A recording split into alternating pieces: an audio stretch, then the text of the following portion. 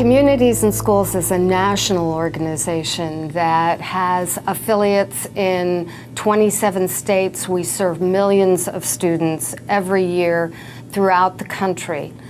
Our mission is to surround students with a community of support, empowering them to stay in school and succeed in life.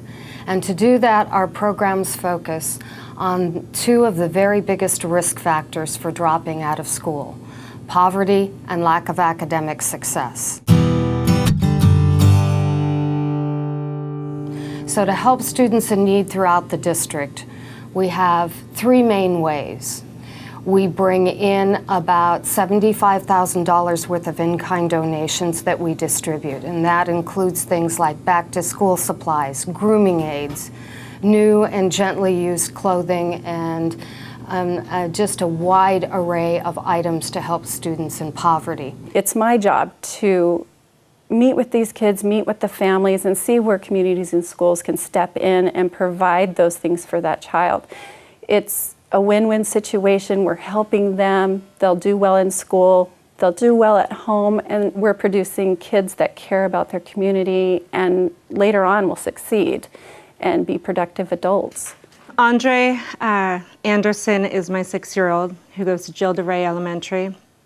He's had asthma, severe asthma, since he was 4 years old. His eyesight's pretty bad. He's got a 10 in one eye. So his lenses on his glasses are pretty thick. It's been more difficult for him to learn than is for other children because of his eyesight and because of his asthma. I've been diagnosed with lupus and with connective muscle tissue disease and fibromyalgia, and had brain surgery in 2008. This last winter, before Christmas, we had a problem providing for not only Andre, my 6-year-old, but also for my 15-year-old Jeremiah and for my 2-year-old Michaela for clothing. As far as winter clothes, they just didn't have anything to keep them warm, anything that was decent to wear. And Communities in Schools, they went ahead and they bought several outfits for not only Andre, but my 15-year-old and my 2-year-old.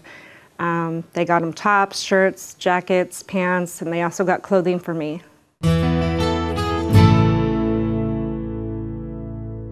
We also have programs in partnership with other agencies like the Auburn Food Bank, where the Auburn Food Bank provides a backpack of food for 20 students in critical need at 12 different schools. We didn't have a lot of food in the house a few months ago, and they started sending home a bag every Friday. So it's something that we can depend on, and that it helps get us through. The kindergarten students and the tutors receive a snack here at the school during peer tutoring.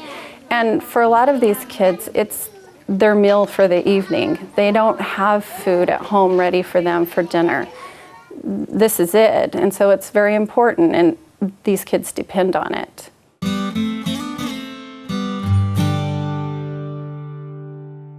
A lot of times, students living in poverty are also struggling academically. Not always, but a lot of times the two risk factors are intertwined. And so we have, starting in kindergarten and first grade, we have peer tutoring programs where kindergartners and first graders are tutored by older students. Sometimes that's older elementary, sometimes it's middle school students that are helping them out.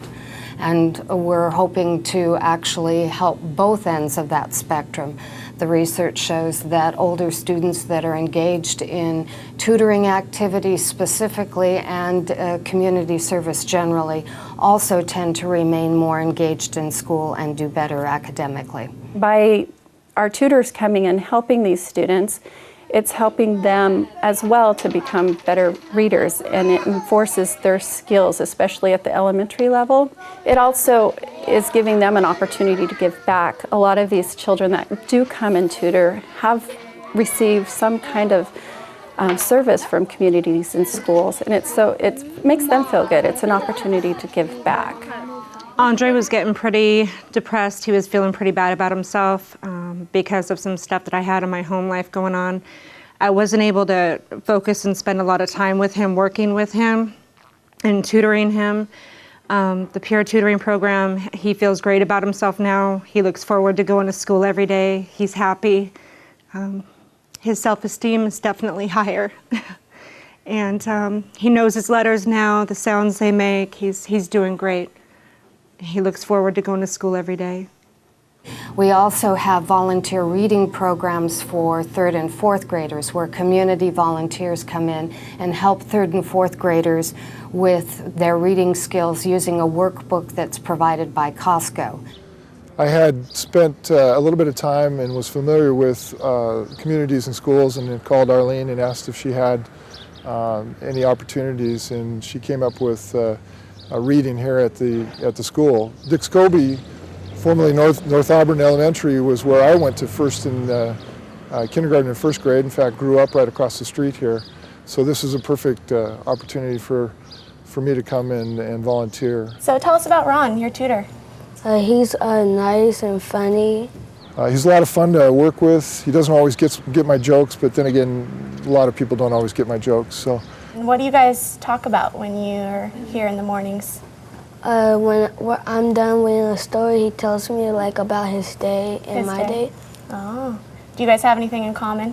We both play basketball. I have been working hard on him to cheer for the Cougars, and I know he's been doing that for me. So when you first started with Ron back in October, how would you say you did? I struggled. You struggled with it? Okay. And how are you now? Good.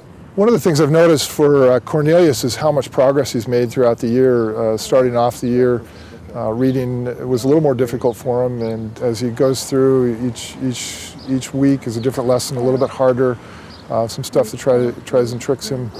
And I think that's really rewarding for me, and like I say, at the end of the day, I'm sure I get more out of it than he does. We also contract with school staff to have them help students after school in math skills, and that is a program for upper elementary students. There's a certificated teacher that works with each of the children that is helping them build their math skills to prepare them for catch them up for this year, and hopefully set them up for success next year and help them with their MSP. So you work with Ron in the mornings, but you also come after school, right? Mm-hmm. What do you do after school with us?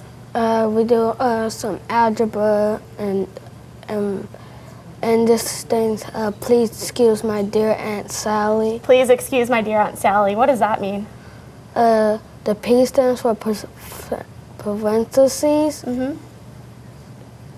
And the E, we don't have to worry about till middle school. Right. And M stands for multiplication. D stands for division. And A stands for add, and S stands for subtract. And that's the order of operations, right? Mm-hmm. Good. We also have site coordinators who are working during the day with varying students. I have a couple of intervention groups where I work with the children during the day. And one group is a kindergarten group, and we're working on letter recognition and sounds of letters and putting those sounds together to form words. It's the basic reading skills that are necessary for them to become good readers, and we're trying to reinforce that. The 1st graders that I work with, we're also working on reading skills, but we're building fluency in their reading and helping them meet benchmark, which is where they need to be at the end of the year to be successful 1st graders and be able to move on confidently into the 2nd grade. When a student is referred to me, it is my job to assess their individual needs and provide them with a wraparound support system by involving them in as many programs that we have that fit their needs.